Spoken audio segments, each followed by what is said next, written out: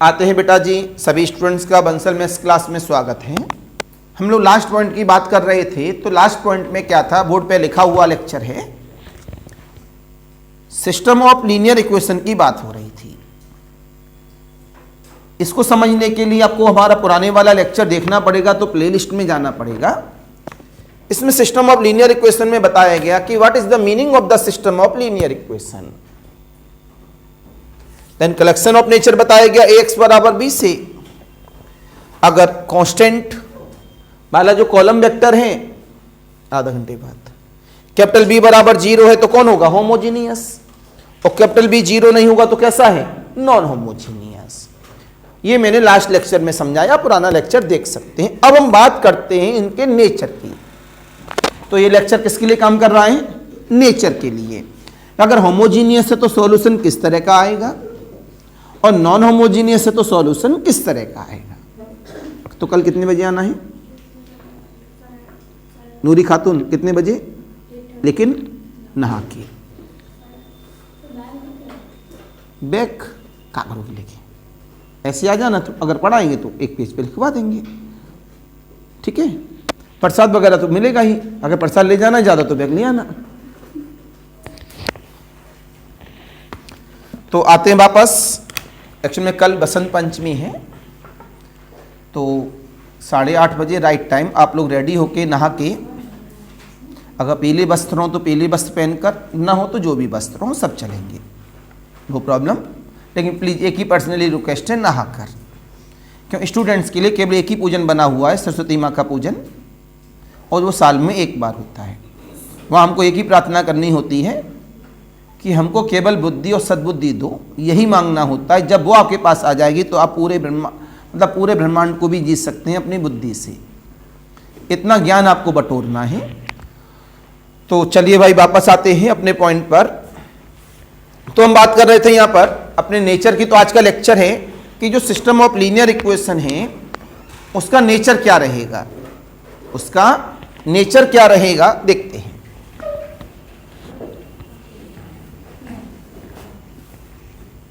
अब हेडिंग मिलता है आज का, nature of solution in system of linear equations.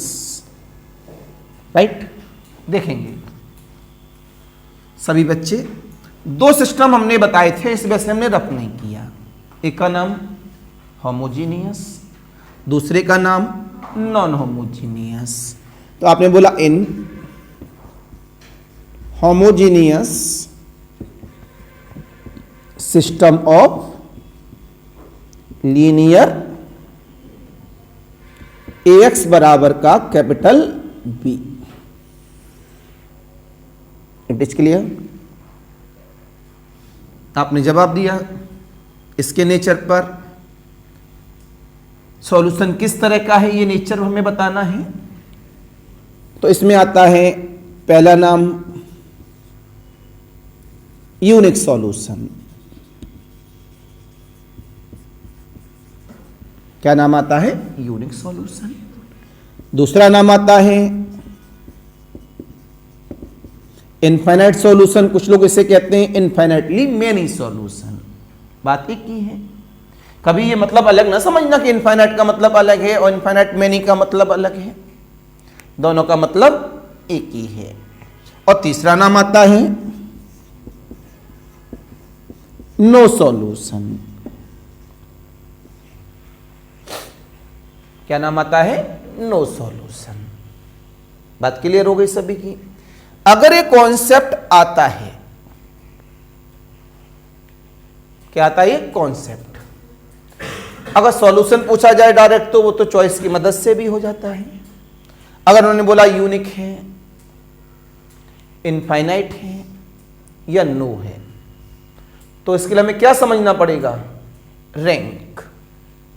क्या समझना पड़ेगा हमको, रैंक। राइट। तो रैंक हमने आपको पिछले लेक्चरों में इसी वजह से बताया कि जिससे कि इस लेक्चर में आपको कंप्लीट नॉलेज मिल सके। जिन बच्चों को भी रैंक को समझना है वो मेरे पुराने लेक्चरों में प्ले लिस्ट में जाइए, उसमें मिल जाएगा। तो यूनिक सॉल्यूशन का मतलब है बच्चा, ए का मतलब था कोफिशिएंट मैट्रिक्स। एक बात बताना भूल गए थे हम, ऊपर जगह है अभी, एक बनेगा यहां पर augmented matrix. What is the meaning of the augmented matrix? ये इंपॉर्टेंट पॉइंट है थोड़ा सा समझाने के लिए। ये मतलब है हमारे पास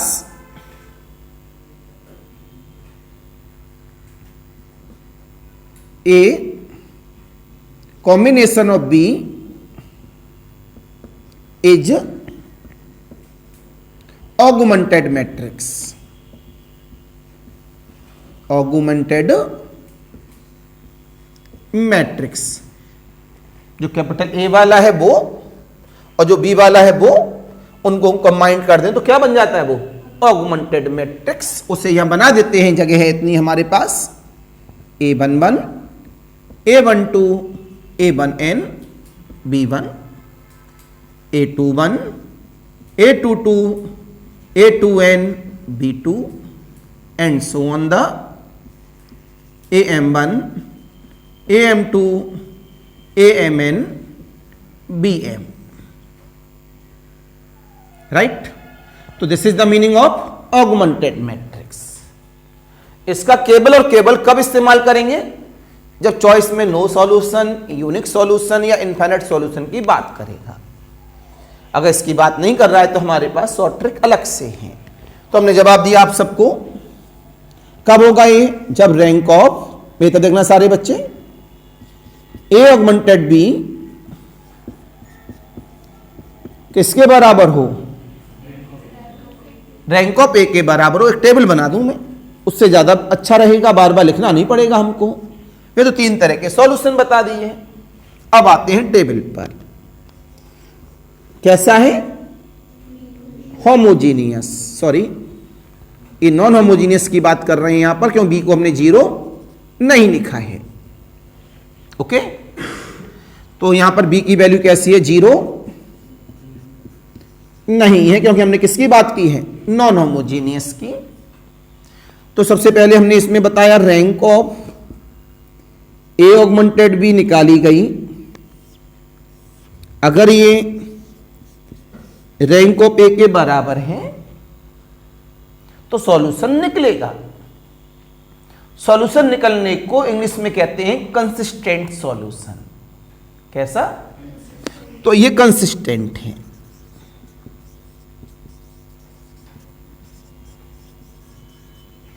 अगर ये रैंक ऑफ ए के बराबर, तो इसे कहते हैं हम लोग सॉल्यूशन नहीं निकलेगा। इंग्लिश में कहते हैं इनकंसिस्टेंट, और दूसरे शब्दों में कहते हैं नो सॉल्यूशन, राइट। सॉल्यूशन निकलेगा तो कितने तरीके का होगा? 2 तरीके का। पहला तरीका है यूनिक सॉल्यूशन और दूसरा तरीका है इनफाइनाइट सॉल्यूशन। तो आपने बोला ये दोनों बराबर हैं, ये फिर बराबर है किसके? नंबर ऑफ अननोन के, मतलब वेरिएबल के, और बराबर नहीं है किसके? नंबर ऑफ अननोन्स के। तो ये बन जाता है यूनिक सॉल्यूशन और ये बन जाता है infinite solution. This is the complete nature of the homogeneous, sorry non homogeneous system, right. तो पहले rank of A augmented B किसके बराबर मिल जाए? रैंक ऑफ ए के। जितनी रैंक आए वो नंबर ऑफ वेरिएबल के बराबर हो। कैसा होगा? Unique. Rank of A augmented B बराबर न मिले रैंक ऑफ ए के, तो कैसा होगा? No solution. Rank of A augmented B बराबर हो रैंक ऑफ ए के, लेकिन नंबर ऑफ अननोन के बराबर न हो, तो क्या बन जाएगा? Infinite solution, right. इसी के क्रम में हम लोगों ने होमोजीनियस की बात की। यहां लिखा इन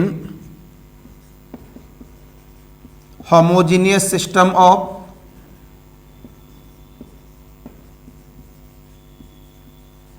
लीनियर इक्वेशंस, Ax बराबर बी, बी का मतलब है 0। तो यहां पर जो सॉल्यूशन आता है वो कैसा आता है? टाइप ऑफ सॉल्यूशन कैसा आएगा? Unique solution. कैसा आएगा? Infinite solution.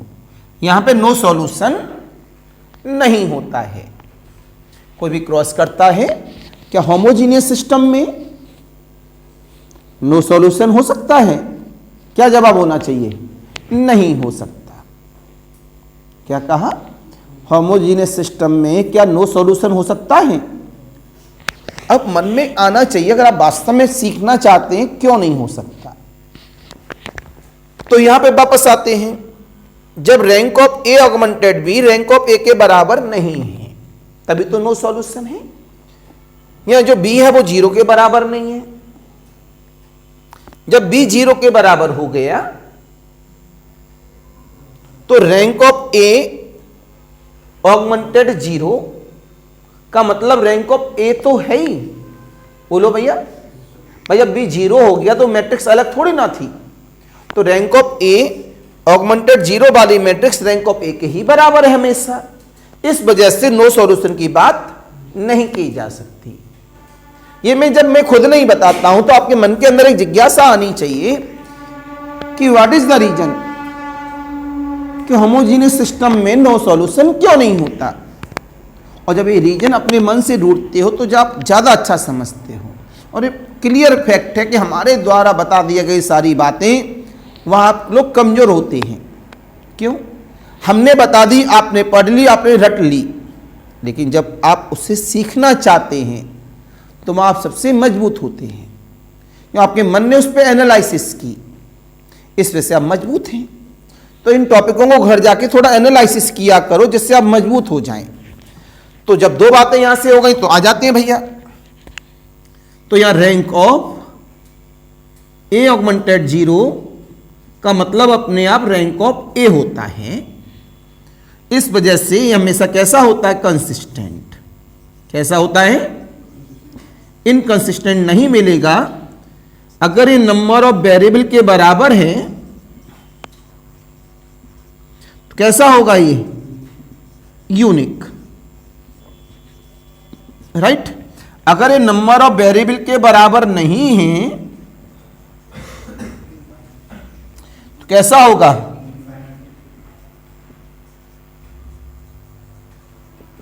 Infinite solution. सहमत है मेरी बात से? बोला करो। इससे आप कहते हैं अगर ये यूनिक सॉल्यूशन है तो कन्फर्म है इसमें जो डिटर्मिनेंट ऑफ ए है वो 0 के बराबर नहीं आएगा। ए डार्क नहीं रहेगा क्योंकि ये तो अकेली 0 आता है केवल। और यहां पर डिटर्मिनेंट ऑफ ए कन्फर्म 0 के बराबर आएगा, राइट। इसके बाद लेकिन डिटर्मिनेंट हमेशा स्क्वायर मैट्रिक्स में बनेगा तो स्क्वायर पे काम करेगा ये वाला, लेकिन जरूरी नहीं कि ये स्क्वायर में हो। जब स्क्वायर में होगा तो ये भी एप्लीकेशन ले सकते हैं। इसमें ऑल 0 सॉल्यूशन मिलेंगे। अगर वो यूनिक है होमोजीनियस में एक्स वाई जेड सभी की वैल्यू क्या आएगी? 0 आएगी। यहां पर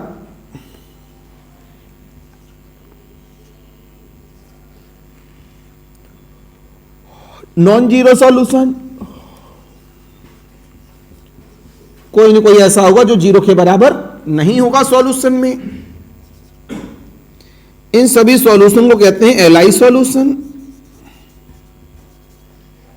इसमें कहते हैं एलडी सॉल्यूशन। इसके बाद और क्या नाम आ सकता है? LI, LD, 0 determinant. हाँ, इसका एक और नाम ट्रिवियल सॉल्यूशन और इसका नाम नॉन ट्रिवियल सॉल्यूशन।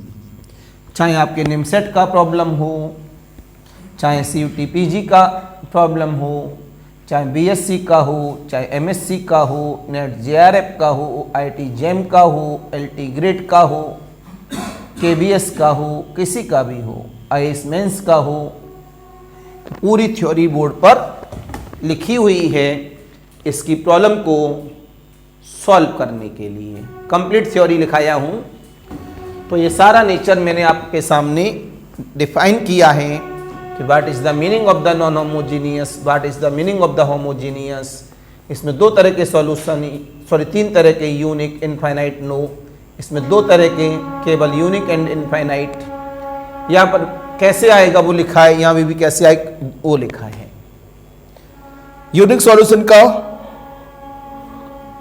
दूसरा नाम है determinant of A not equal to 0, तीसरा नाम है, चौथा नाम है, पांचवा नाम है। इसी तरह से पहला नाम, दूसरा नाम, तीसरा नाम, चौथा नाम, पांचवा नाम। नोट कर लीजिए, ये पूरी थ्योरी है। अब इसके बाद केवल जो पुराने लेक्चर में पढ़कर आए हैं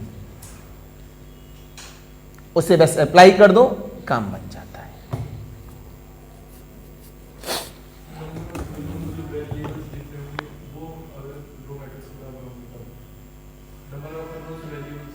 हाँ, नंबर ऑफ अननोन्स को हम लोग क्या कहते हैं? वेरिएबल्स। XYZ का नाम अननोन है, उन्हें वेरिएबल भी कहते हैं।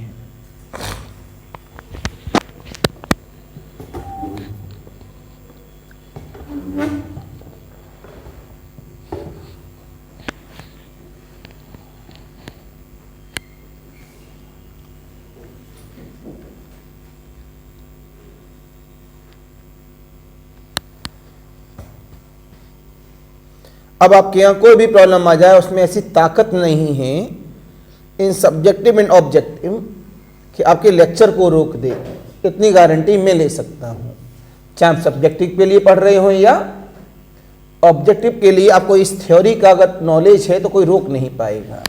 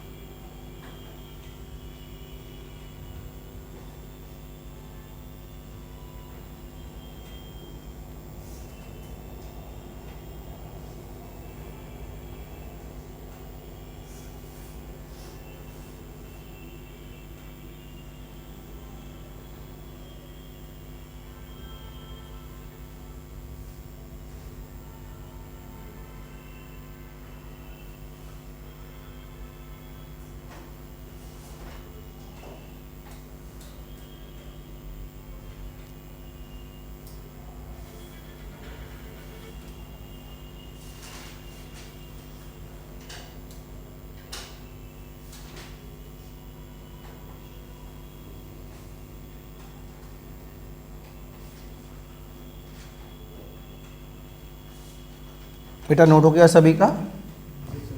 Any confusion, any doubt? ये थ्योरी अगर आपकी दिमाग में सेट हो जाती है, आप कोई भी प्रॉब्लम ले लो, आप कोई भी, मैं नहीं समझता प्रॉब्लम नहीं होगी, क्योंकि मैंने आप लोगों को इसी वजह से रैंक के बारे में समझाया कि what is the meaning of the rank. अब ये बात अलग है कि जब ऑब्जेक्टिव में हम लोग करते हैं तो हम लोग उसके कॉन्सेप्ट बना लेते हैं, अगर इस तरह का आया तो ये कर देंगे, उस तरह का आया तो ये कर देंगे, तो ये लोग हम लोग अपना, अगर उसमें नो सॉल्यूशन यूनिक सॉल्यूशन आ गया तो बिना इसकी मदद के नहीं कर पाएंगे। एक दो प्रॉब्लम ऑब्जेक्टिव देते हैं, उसके बाद सब्जेक्टिव समझाएंगे आपको हम। प्रॉब्लम ऑब्जेक्टिव में ऐसी देते हैं जो डायरेक्ट सॉल्व हो जाए।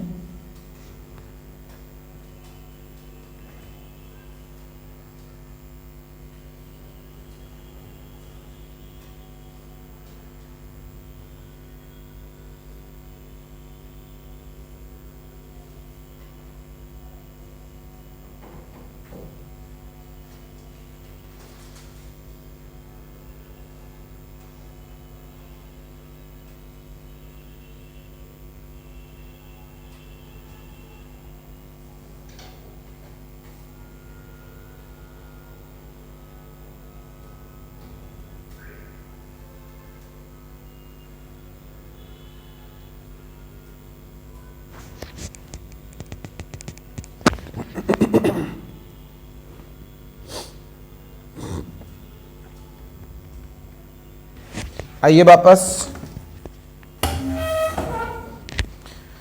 जैसे कि प्रॉब्लम देखते हैं।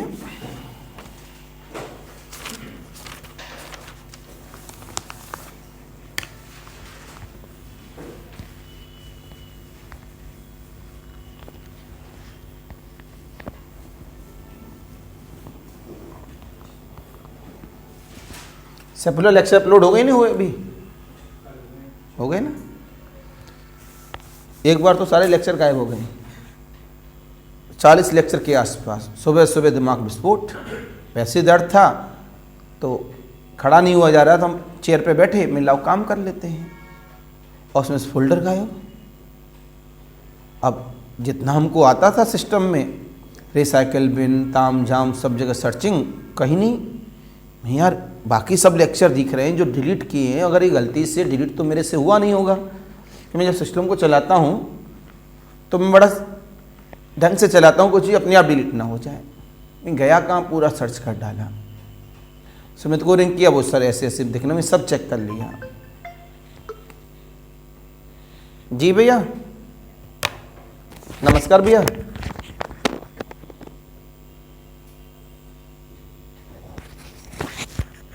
अच्छा जी जी भैया, बिल्कुल बताऊंगा भैया।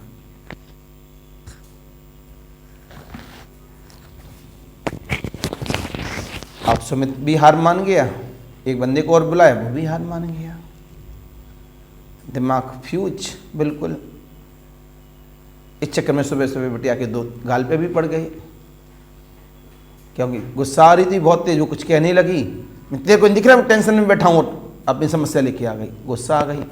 चलो वो भी मामला समाप्त। उठ के कोचिंग आ गए, बैठे रहे, क्या करें, लेक्चर दोबारा बनाने पड़ेंगे, टेंशन में।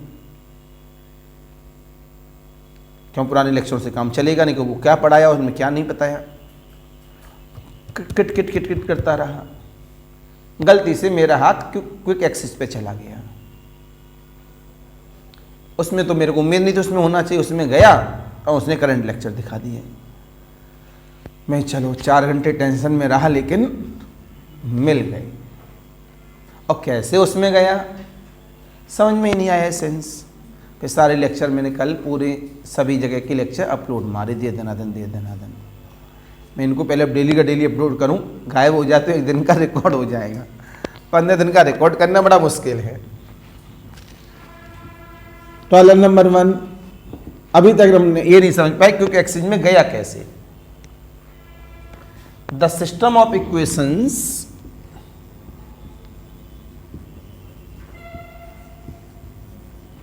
कोई सिस्टम दिया गया है, x प्लस वाई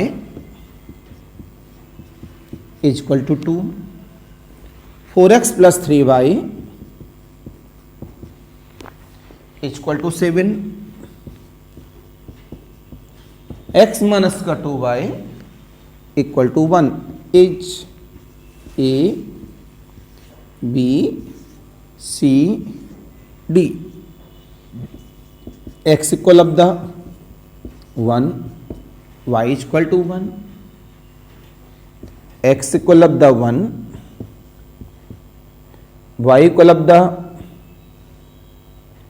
ये -1 ये 1, एक्स बराबर 0, वाई बराबर 0, नन ऑफ दीज। एक चॉइस ये बन सकती है। दूसरी चॉइस इसके बाद A unique solution, B no solution, C infinite solution, D none of these. आइए सब बच्चे, बेटा मेरी तरफ देखो,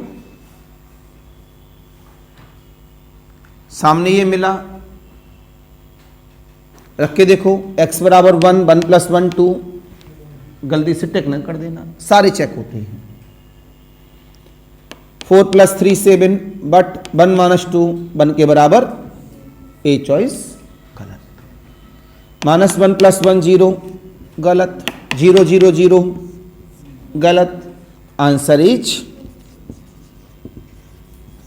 डी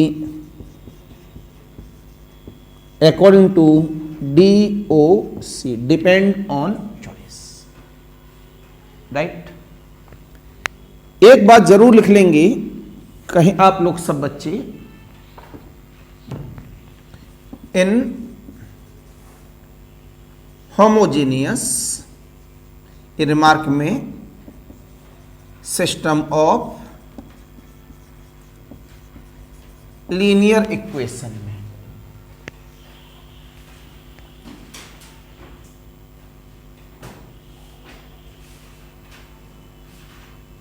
ये बड़ा इंपॉर्टेंट बात है कि in homogeneous system of linear equation में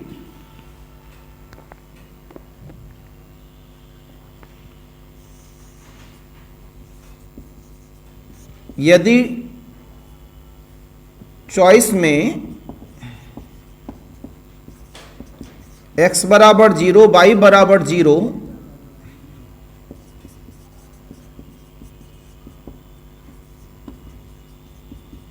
के द्वारा सेटिस्फाइज हो रहा है,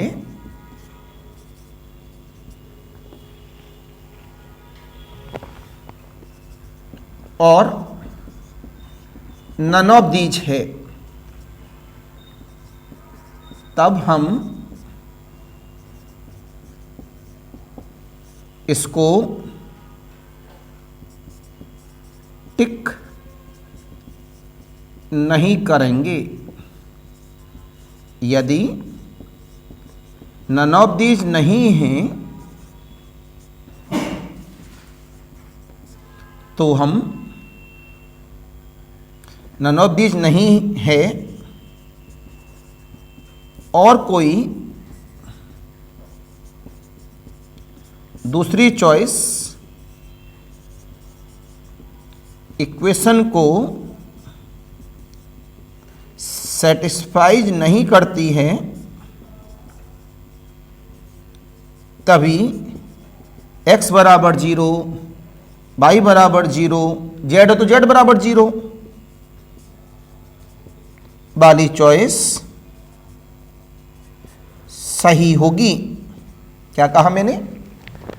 अगर मेरे पास, सुन लो, समझा करो पहले, होमोजीनियस है और ऑब्जेक्टिव बेस से करना चाहते हैं, क्योंकि आप सबको पता है, बेटा सुन लो, होमोजीनियस का राइट हैंड साइड 0 है, मतलब उसके अंदर कांस्टेंट, अगर यहाँ 0 है, यहाँ भी 0 है, यहाँ भी 0 है, तो क्या बन जाएगा? होमोजीनियस।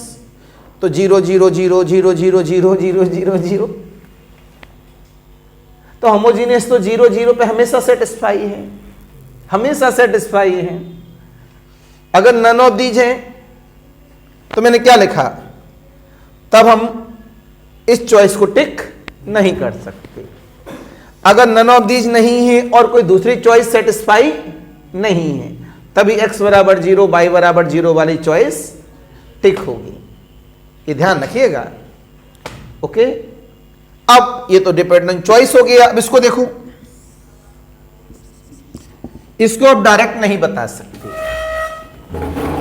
बताने के पर्सनली फंडे बना लेते हैं हम लोग कुछ किसी प्रॉब्लम में, नहीं ऐसे फंडे सीखने का कोई फायदा है नहीं, वो हमको तिगड़म पैदा करा देते हैं। तो जब कभी भी ये नेचर होता है तो उसे सिस्टम में चेंज करें, मैट्रिक्स में पहले ऑगमेंटेड मैट्रिक्स बना लिया करें। सबसे पहले ऑगमेंटेड मैट्रिक्स का मतलब है एक्स वाई जेड जितने भी हैं उन सबके वेरिएबल का कोफिशिएंट, और बाकी दो वो डॉट डॉट वाले सिंबल लगा के जो राइट हैंड साइड वाला जो कांस्टेंट है वो सिंबल। तो यहां से क्या मिला हमको 1 1 2 4 3 7 1 -2 1। भाई जल्दी से रैंक का फंडा लगा दें। क्या लगा दें? रैंक का फंडा। इसमें कितने डिजिट हैं? 3 डिजिट्स। क्या 3 डिजिट से किसी में ज्यादा है? नहीं है, तो ऑपरेशन लगा दें। तो आपने बोला R2 tend to R2 minus R3 tend to R3 minus, तो कितना मिला 1 1। मैक्सिमम 30 सेकंड में हो जाएगा। 4 - 4 0, 3 - 4 - 1 7 - 8 माइनस का 1 - 1 0, -2 - 1 माइनस का 3 और 1 माइनस का 2 माइनस का 1। इसके नीचे 0 बना दे। R3 tend to R3 minus का 3 R2, तो कितना मिला 1 1 2 0 -1 -1 0 0, -1 में 3 को जोड़ा गया तो 2। अब तो ऑपरेशन नहीं लगेगा। जब ऑपरेशन लगना बंद हो जाए तो डॉटेड से पहले वाला नाम होता है ए, और डॉटेड सही होता है ए ऑगमेंटेड बी। कैसी रो है? Non zero. कैसी रो है? Non zero. कैसी रो है? तो कितनी रैंक हुई? 3। तो rank of A augmented B बराबर 3। अब ये डॉट वाला हटा दिया, इधर वाला बताओ रैंक कितनी हुई? 2। क्या दोनों रैंक बराबर हैं? आपने बोला rank of A augmented B बराबर नहीं है रैंक ऑफ, तो आंसर इज नो सॉल्यूशन। पूरा अगर मैं इतना बता दिया हूं ना, चैप्टर समाप्त, पूरा चैप्टर समाप्त है। यही तो मेन नॉलेज है। आप करते क्या? सुन लो, सब्जेक्टिव वाले बच्चे ध्यान से सुने। यहां लिखेंगे given system can be written as in matrix form using the application of rank method. इसमें हम एप्लीकेशन लगा देंगे रैंक मेथड का। और कोई आया भी? सो रहे होंगे, मैसेज नहीं देखा होगा।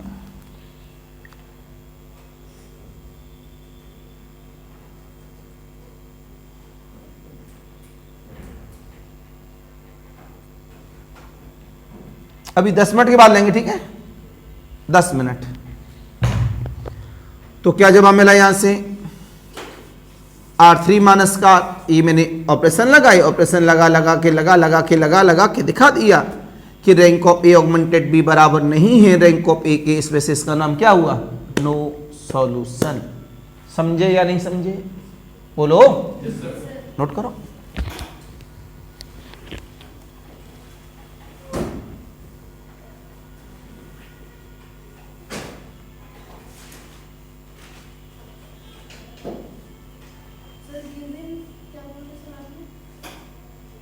गिवन क्या? वो अभी अगले वाला प्रॉब्लम सब्जेक्टिव में करा दूंगा ढंग से।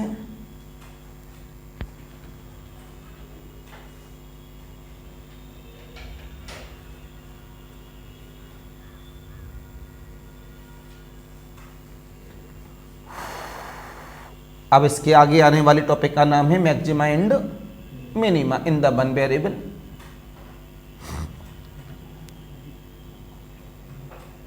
पिछले लेक्चर पे थोड़ा सा बताया था,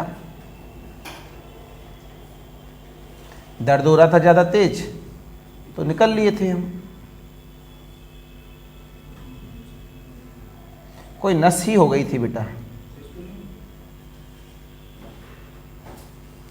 स्टोन तो है लेकिन स्टोन का दर्द नहीं था।